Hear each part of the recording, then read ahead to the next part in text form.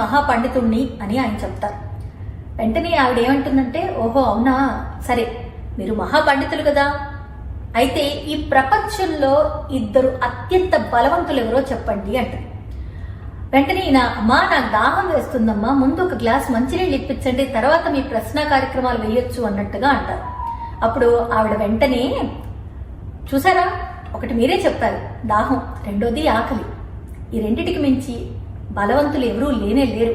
ఎందుకంటే నిజం, ఆకలి దాహం వేస్తే ఎంత గొప్ప వాళ్ళైనా సరే ఒక గ్లాస్ మంచినీళ్లు దొరికితే చాలు అని అనుకుంటారు కదా.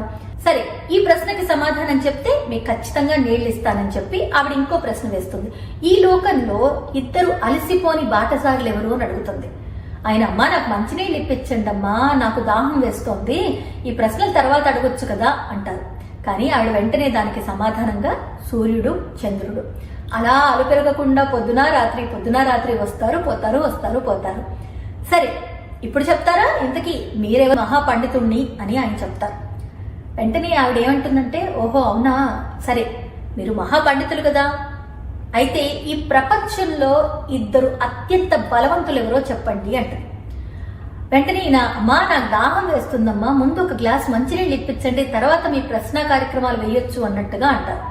అప్పుడు ఆవిడ వెంటనే, చూసారా, ఒకటి మీరే చెప్పారు దాహం, రెండోది ఆకలి, ఈ రెండిటికి మించి బలవంతులు ఎవరూ లేనే లేరు. ఎందుకంటే నిజం, ఆకలి దాహం వేస్తే ఎంత గొప్ప వాళ్ళైనా సరే ఒక గ్లాస్ మంచినీళ్లు దొరికితే చాలు అని అనుకుంటారు కదా. సరే, ఈ ప్రశ్నకి సమాధానం చెప్తే మీకు ఖచ్చితంగా నీళ్లు ఇస్తానని చెప్పి ఆవిడ ఇంకో ప్రశ్న వేస్తుంది.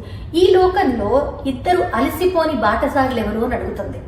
ఆయన, అమ్మా నాకు మంచినీళ్ళు ఇప్పించండి అమ్మా, నాకు దాహం వేస్తోంది, ఈ ప్రశ్నల తర్వాత అడగొచ్చు కదా అంటారు. కానీ ఆవిడ వెంటనే దానికి సమాధానంగా సూర్యుడు చంద్రుడు అలా అలుపెరగకుండా పొద్దున రాత్రి వస్తారు.